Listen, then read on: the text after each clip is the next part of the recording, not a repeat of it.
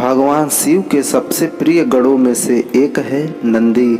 नंदी जी कैलाश पर्वत के द्वारपाल भी हैं।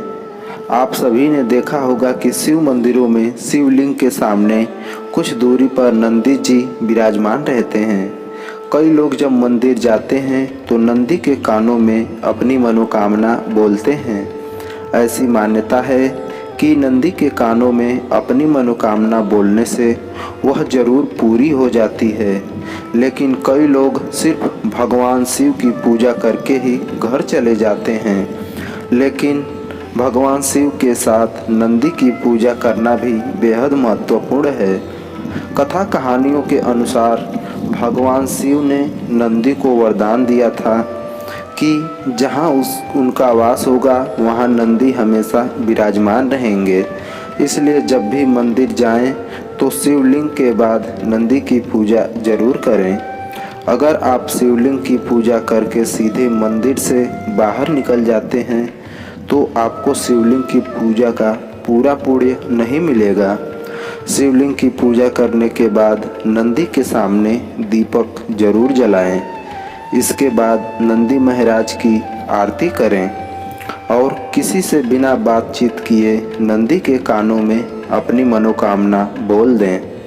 शिव मंदिर में लोग नंदी जी के कानों में अपनी मनोकामना बोलने के बाद ही बाहर आते हैं। कहा जाता है कि शिव जी अधिकतर अपनी तपस्या में ही लीन रहते हैं। उनकी तपस्या में विघ्न न पड़े इसलिए नंदी हमेशा शिव जी की सेवा में तैनात रहते हैं। जो भी भक्तगण शिव जी के दर्शन करने आते हैं वह अपनी बात नंदी के कानों में बोलकर चले जाते हैं। नंदी जी से कही गई बात शिव जी तक जाती है। इसलिए लोग मंदिरों में नंदी जी के कानों में अपनी मनोकामना बोलते हैं। मान्यता यह भी है कि शिव जी ने नंदी जी को खुद ये वरदान दिया था कि जो तुम्हारे कान में अपनी मनोकामना कहेंगे उस व्यक्ति की सभी इच्छाएं जरूर पूरी हो जाएंगी।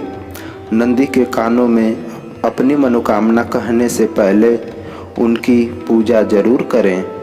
कहा जाता है कि व्यक्ति को अपनी मनोकामना नंदी के बाएं कान में बोलनी चाहिए।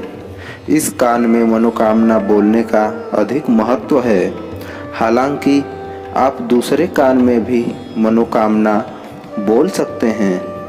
जब आप अपनी मनोकामना बोलें तो अपने दोनों हाथों से अपने होठों को ढक लें ताकि कोई आपको देख नहीं पाए। नंदी के कानों में किसी की बुराई या किसी का बुरा करने की बात न कहें। जब आप अपनी मनोकामना नंदी जी को बोल दें तो उनके सामने कुछ भेंट भी अर्पित करें।